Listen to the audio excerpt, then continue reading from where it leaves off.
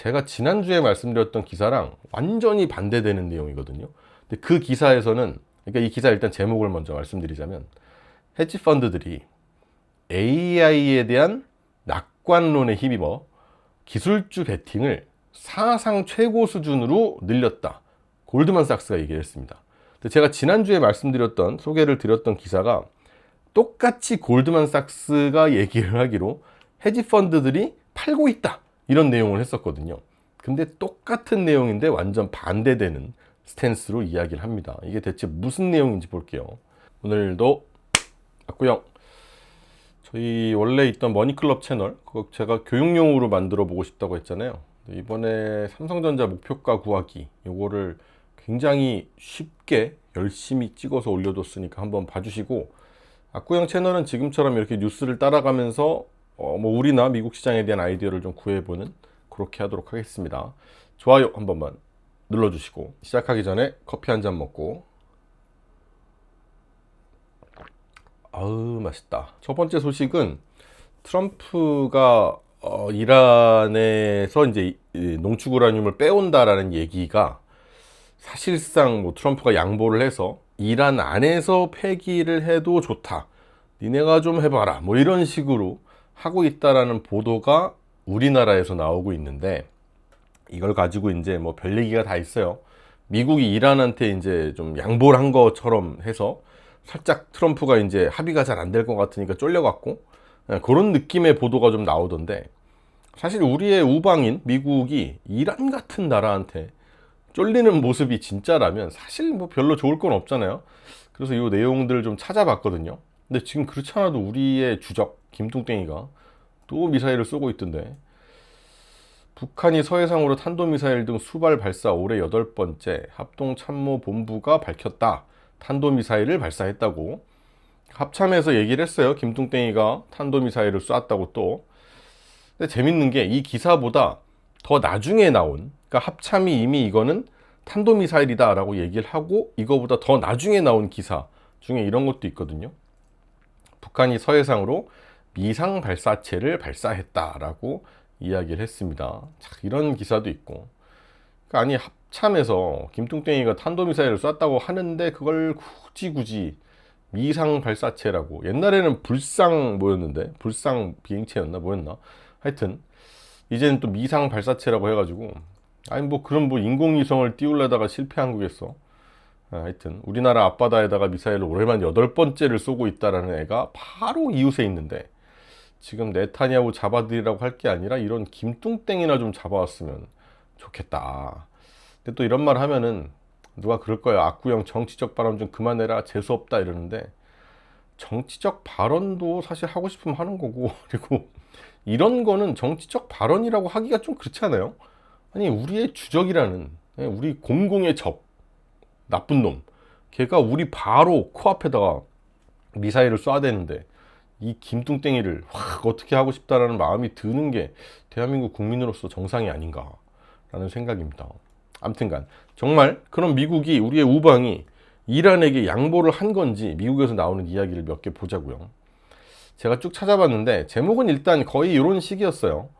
그러니까 미국이 뭔가 그 이란의 체면을 살려주는 두 가지 선택지를 저울질하고 있다, 뭐 이런 느낌의, 이런 거 말고도 다른 기사에 보니까, 이건 뉴욕포스트였고, 다른 데서는 뭐 이란이 뭐 농축 우라늄을 처리하는데 동의했다, 이런 오가는 합의된 사실 정도만을 바탕으로 되게 간결하게 헤드라인을 뽑은 것들이 더 많더라고요. 대부분 그랬고, 그리고 기사 내용을 보면은 또 다 비슷했어요. 트럼프가 트루스 소셜에 올린 말을 인용을 하면서 얘기를 주로 했던데, 이걸 좀 보시면 직역을 해드리자면, 농축 우라늄, 핵먼지, 뉴클리어 더스트, 이게 즉시 미국에 넘겨져서 미국으로 갖고 와서 파괴가 되거나, 또는 더 바람직하게는 이란과 함께 조율하여 현장에서 파괴되거나, 또는 원자력 뭐 위원회 아니면 그에 상응하는 기관이 이 프로세스,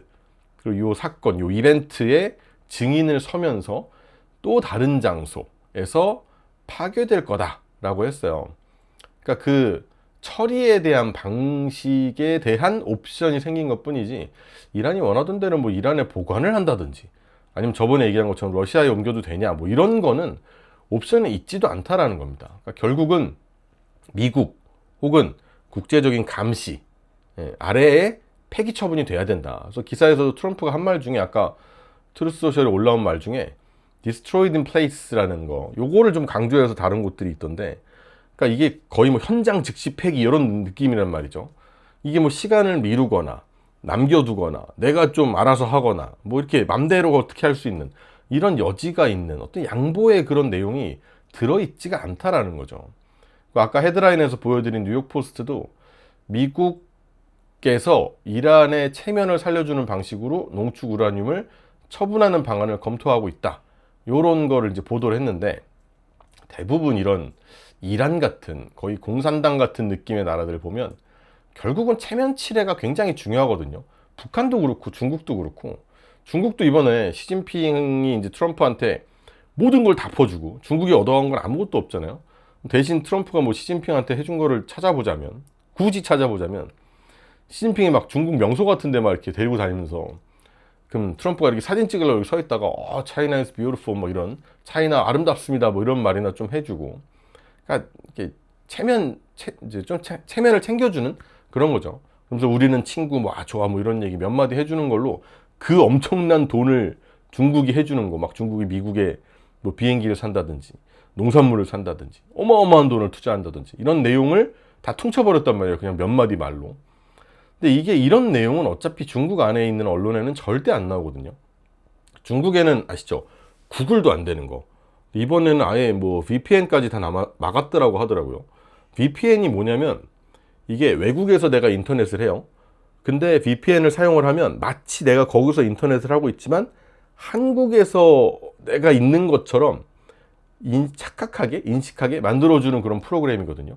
예를 들어 넷플릭스에서 하는 뭐 나는 솔로 이런 프로그램, 제가 뭐 미국 나가서나 외국 나가서 넷플릭스를 보려고 하면, 특히 뭐 동남아 같은 데서는 안 떠요. 나는 솔로가 없거든요. 못 봐요. 근데 VPN을 통해서 내가 마치 한국에 있는 것처럼 인식을 시키고 넷플릭스에 접속을 하면 나는 솔로를 볼 수 있는 이런 거거든요. 근데 중국은 언론 통제를 해서 마치 중국이 굉장히 대단한 힘을 가진 것처럼 포장을 하고 있기 때문에, 그렇게 인민들의 눈과 귀를 가리고 트럼프한테 이제 설설 기는 거는 이제 몰래 이쪽에서 하면서 막 퍼줘요. 그리고는 얘들은 이제 다 모르게 정권을 유지해야 되니까.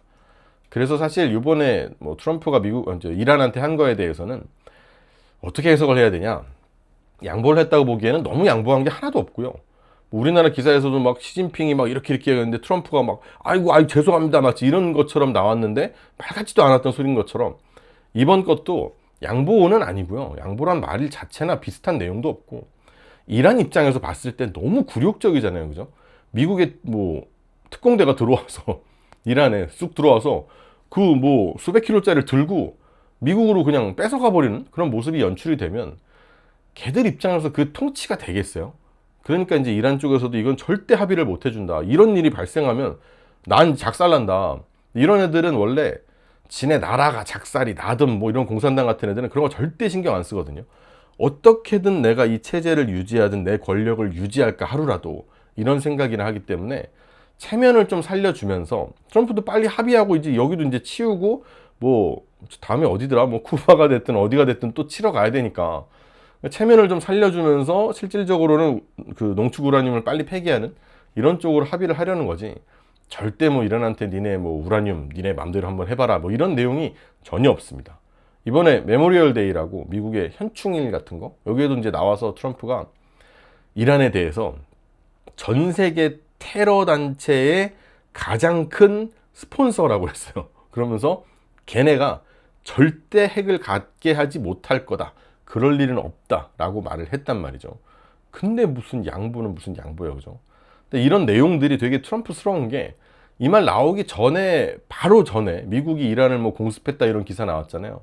그리고 이제 마크 루비오가 국무장관이 뭐라 했냐면, 이란하고 하는 합의는 며칠 걸릴 수 있다라고 얘기를 했거든요. 이 기사를 보시면 루비오가 말을 하기를 이란과 합의가 며칠 걸릴 수 있다. 지금 미국이 새로운 공습을 단행하고 있는 이 가운데 이란과의 합의가 며칠 걸릴 수 있다고 말을 했단 말이죠. 그러니까 군사적인 압박을 해. 그러면서 루비오는 또 여기서 얘기를 했거든요. 호르무즈는 무조건 열려야 된다. 막 이렇게 압박을 해요. 그러니까 군사적인 압박, 정치적 발언으로서의 압박을 해요. 그런 다음에 합의에는 시간이 좀 걸릴 수 있다. 이런 식으로 이제 얘기를 하면서 거기다가 트럼프가 이란이 체면을 좀 챙길 수 있는 그런 여지를 주면서 채찍을 막 때리고 당근도 얍 먹고 이렇게 하는 이런 트럼프 스타일로 하고 있는 거거든요. 그래서 이 기사 내용을 한번 살펴보시면 루비오가 화요일 날 이란과의 합의 협상이 며칠 더 걸릴 수 있다고 말했다. 그러면서도 전쟁이 곧 끝날 것이라는 기대에는 신중한 태도를 보였다. 왜냐하면 이제 전날 바로 이란 남부에다가 새로운 군사 공격이 있었기 때문이고 미국 측에서는 또 이렇게 얘기를 해요. 근데 이 공격에 대해서 디펜시브한 스트라이크스다. 그러니까 방어적인 타격이다. 그러니까 기뢰를 설치하려던 보트들과 뭐 미사일을 발사하는 그 이란의 미사일 발사 지점 거기가 공격 대상이었다 이런 말이에요. 그러니까 이게 결국 미국이 맨날 똑같이 하잖아요. 내가 하고 싶은 게 아니고 이란이 위협을 하니까 그걸 막으려고 한 거다. 그러니까 이 전쟁을 우리가 몇 달 겪어보니까 진짜 알겠죠. 미국 스타일이 원래 이런 거고 트럼프 스타일이 이런 걸. 그러니까 그렇게 때리면서도 무조건 명분을 만듭니다. 그러면서 또 갑자기 호르무즈 해협은 루비오가 얘기한 거예요. 열려 있어야 된다. 어떤 식으로든 열리게 될 것이다 라고 얘기를 해요. 이 어떤 식으로든을 이 기사에 표현 나온 걸 보면 one way or the other 이렇게 얘기하거든요. 그러니까 one way거나 the other 이렇게든 저렇게든이에요. 근데 요거를 조금 자연스럽게 해석을 하자면 뭔 수를 써서라도 약간 이런 뜻이거든요. 그러니까 요렇게든 저렇게든 이라고 해석할 수도 있는데 조금 자연스럽게 하자면 뭔 수를 써서라도 약간 이런 뜻이라서 그의 이 루비오의 메시지도 되게 명확한 겁니다. 호르무즈 해협은 협상으로 열리면 너무너무 좋다. 열려 있어야 되고 근데 만약에 협상으로 안 열려? 다른 방식으로라도 열게 하겠다. 협박이죠, 그죠? 그러면서 루비오가 기자들한테 이 핵에 대해서 뭐라 그랬냐면 very real하고 이제 매우 real한 현실적이고 significant하고 굉장히 중대하면서 time limited negotiation이라고 그랬어요. 그러니까 타임이 정해져 있는 시간 제한이 있는 협상이 진행되고 있다. 현실적이고 중대하면서 시간 제한이 있는 협상이 진행되고 있다라고 설명을 했거든요, 기자들한테. 그러니까 미국은 이란한테 무한정 시간을 줄 생각은 없다는 뜻인 거예요.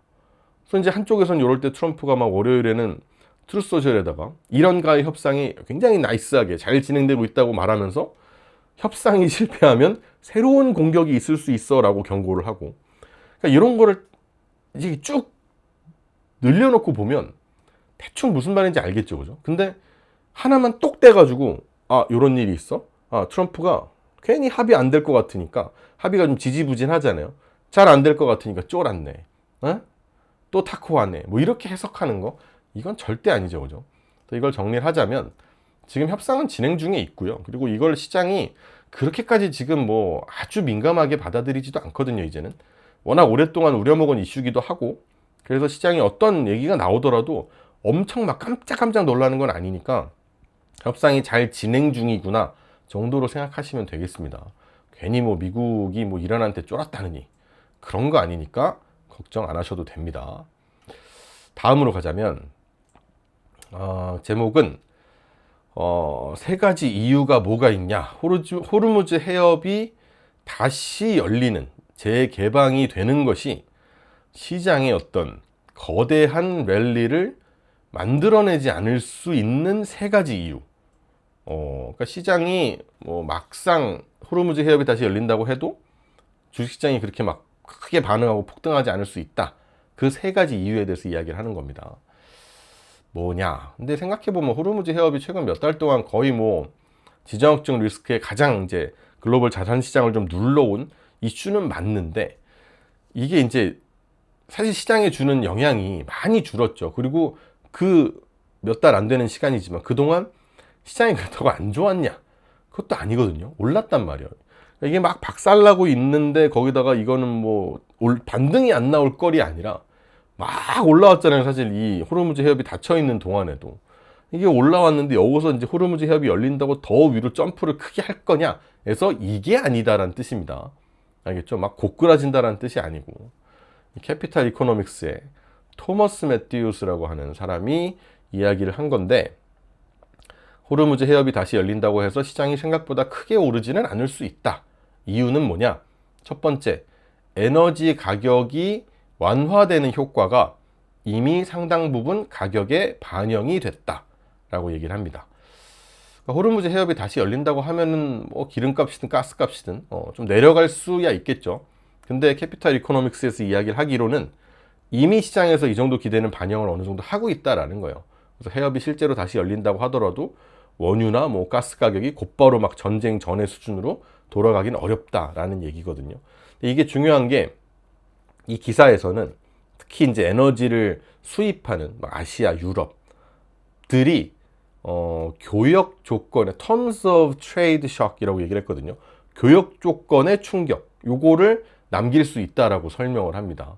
이거를 풀어서 얘기해 보자면, 뭐 한국이나 일본, 유럽 이런 에너지를 되게 많이 수입하는, 대부분의 에너지를 수입하는 그런 나라들이 유가나 가스 가격이 높으면 비용 부담이 어쨌든 커지잖아요. 그럼 뭐 수입 물가가 올라가고, 이거를 수출 물가를 올리지 않으면 사실 이게 수입 물가만 비싸지고 수출 물가가 안 비싸지면 경제 전체에 굉장히 부담이 될 거 아닙니까? 그죠?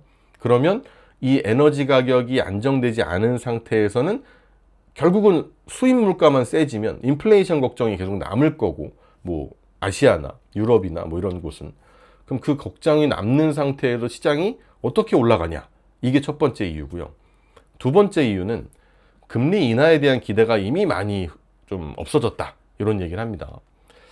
대부분의 주요 경제권에서 올해 금리 인하는 사실상 어려운 상태다라고 하는 것이 캐피털 이코노믹스의 전망이다라고 소개를 하고요. 전쟁이 끝나도 금리 인하가 바로 들어올 수가 없다. 근데 이것도 주식시장에 굉장히 중요한 말이겠죠, 그죠?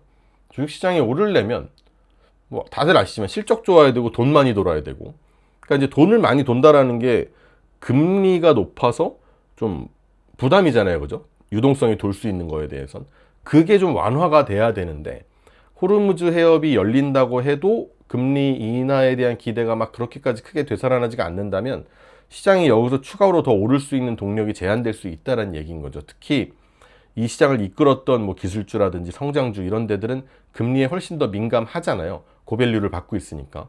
근데 금리가 높게 유지가 되면 결국은 이 할인받은 미래 이익을 할인받아서 현재 가치를 챙겨야 되는데, 현재 가치가 낮게 책정이 될 거고 밸류 부담이 커질 테니까.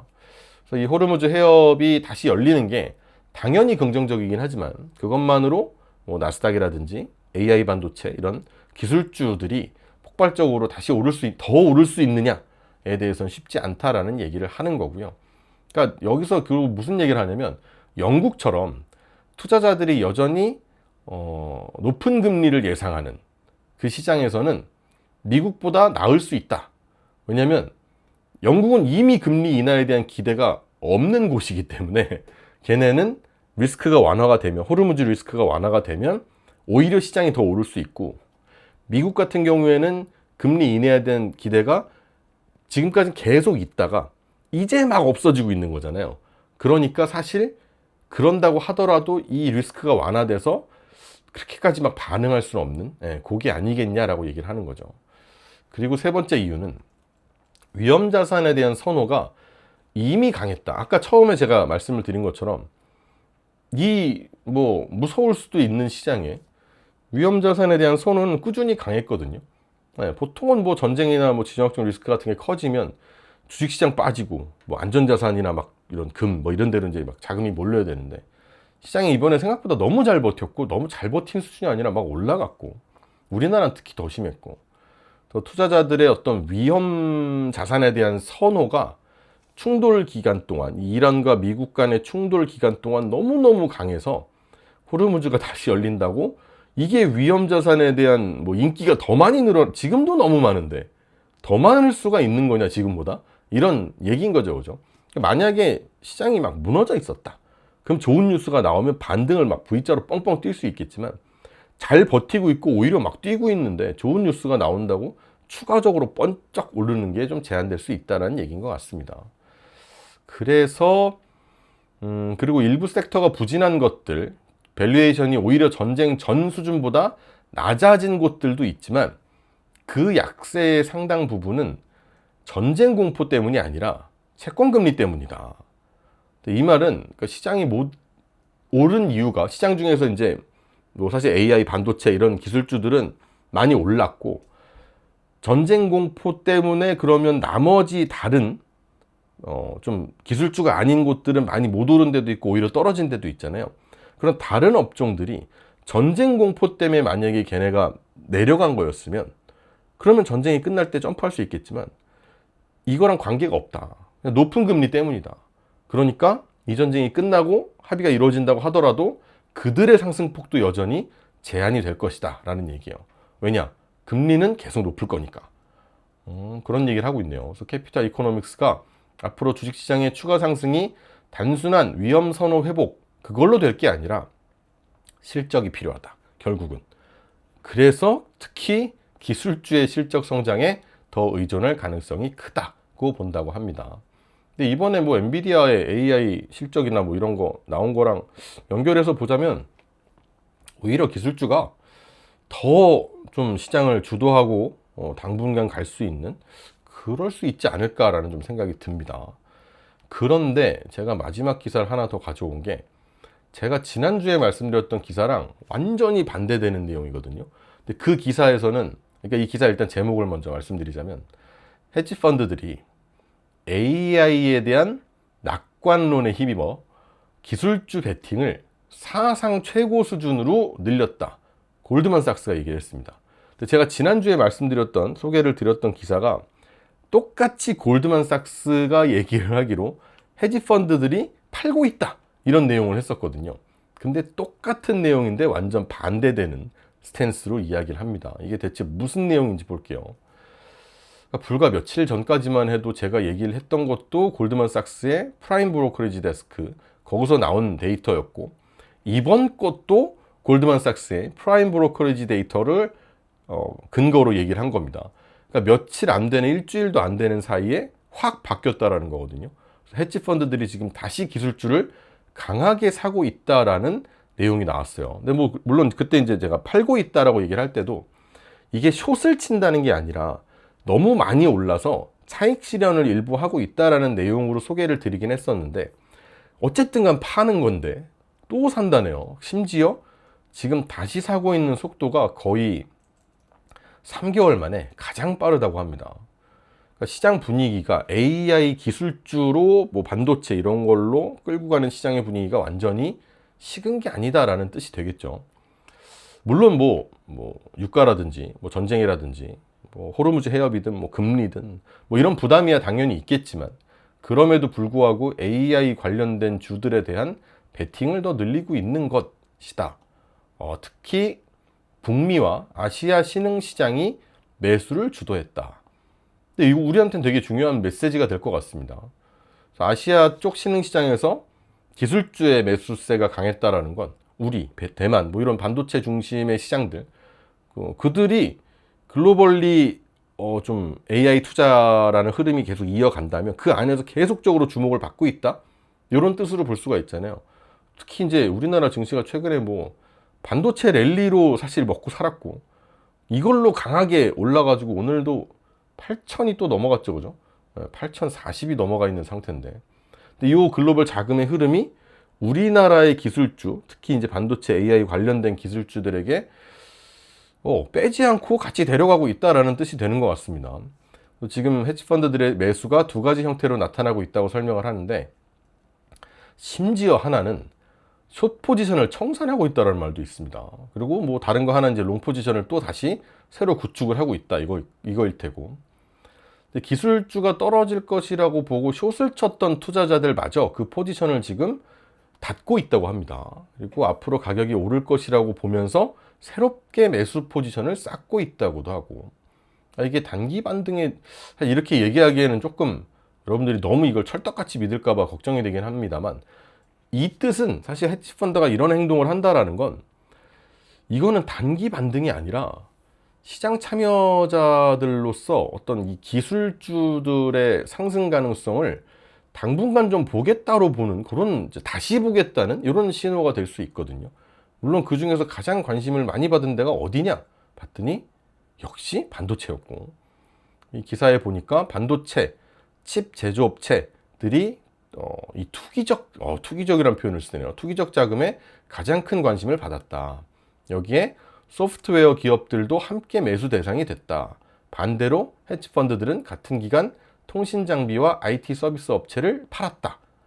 이게 이제 중요하죠. 그러니까 기술주가 다 똑같이 오르는 게 아니라 AI랑 꽤 직접적으로 연결되는 반도체, 칩 메이커들, 칩 제조사들, 또 소프트웨어 이쪽으로 돈이 몰리고 있고, AI로 수혜를 받기에 조금 없는 건 아니지만 상대적으로 좀 약하거나 성장성이 좀 덜 센 통신 장비, IT 서비스 이쪽에서는 오히려 자금이 빠지고 있다.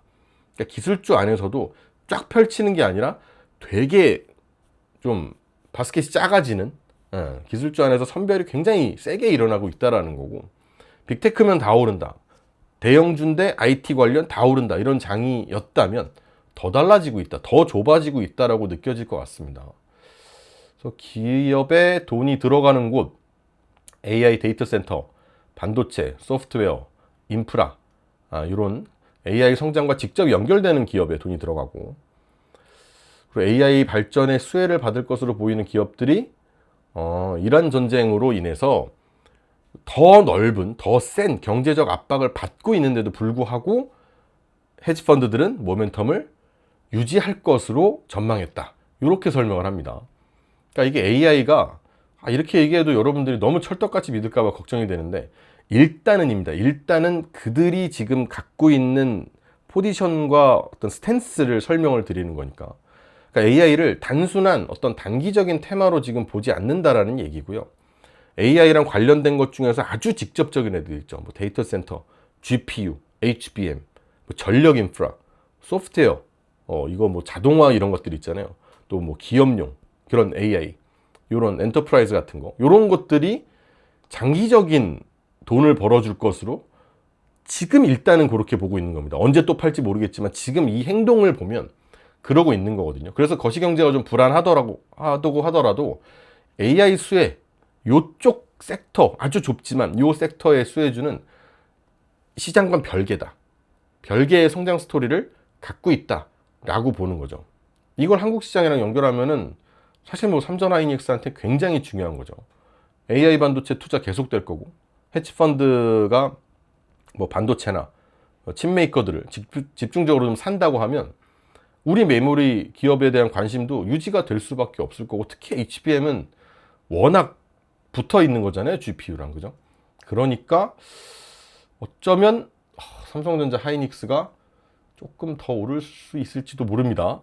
뭐 예측입니다만 그럴 수 있을지도 몰라요. 제가 그래서 삼성전자 하이닉스가 뭐 일단 삼성전자 이야기를 제가 머니클럽에서 소개를 하긴 했는데, 머니클럽 채널에 가시면 삼성전자의 뭐 PER, PBR, ROE 이런 거를 이제 구하면서 어떤 이제 예상을 하게 되면 얼마까지 볼 수 있어라는 거에 대한 내용을 하나 찍어 놓은 게 있으니까 그것도 좀 많이 봐주시고, 아무튼간 그런 건 또 있죠. 근데 이런 헤지펀드 같은 큰 기관에서 반도체를 너무 많이 들고 있다면 좋은 신호인데, 당연히 좋은 신호인데 살짝 이제 불안해질 수도 있어요. 너무 많이 사니까 언젠가 팔 때 너무 많이 팔 거 아니에요, 그죠?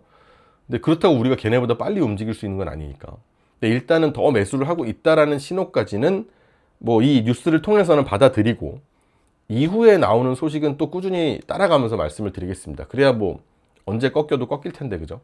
꺾인다 그러면 너무 늦지 않게 알아야 되니까, 이게 좀 꺾이는 것 같지만 버텨도 되는 구간인지, 헤지펀드들이 팔기 시작하면 사실 더 이상 버티면 안 되는 구간인지, 뭐 꾸준히 좀 그들의 동향을, 그 동향 관련된 뉴스들 소식을 전달드리도록 하겠습니다.